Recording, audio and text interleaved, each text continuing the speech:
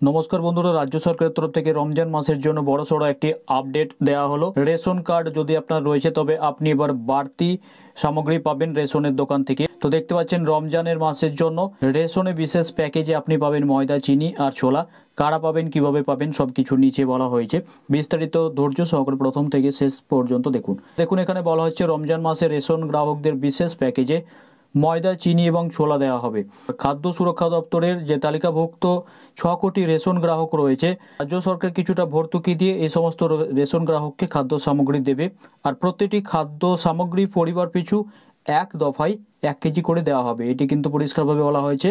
আর এর জন্য মোট কত পরিমাণ খাদ্য সামগ্রীর প্রয়োজন, তার জন্য 30 জানুয়ারির মধ্যে ডিলারদের ই-পস যন্ত্রের মাধ্যমে অনলাইনে রাজ্য খাদ্য দপ্তরকে জানাতে হবে। অর্থাৎ আপনার এলাকার যে ডিলার রয়েছে তার কত পরিমাণ বাড়তি খাদ্য লাগবে তার জন্য একটি আপডেট রাজ্য সরকারকে হিসাব নিকাশ করে তাদেরকে জানাতে হবে। আর পরিবার পিছু 1 কেজি বরাদ্দ ধরে পরিমাণ জানাতে বলা হয়েছে প্রত্যেকটা ডিলারকে, এলাকার ডিলার সহ রাজ্যের প্রত্যেকটা জেলার ডিলারদের।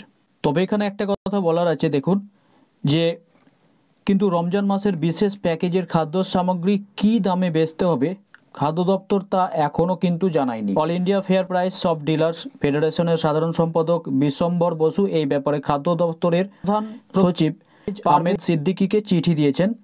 বিক্রয় মূল্য না জানালে বিশেষ প্যাকেজের চাহিদা কতটা হবে ডিলারদের পক্ষে তা বোঝা সম্ভব কিন্তু নয়।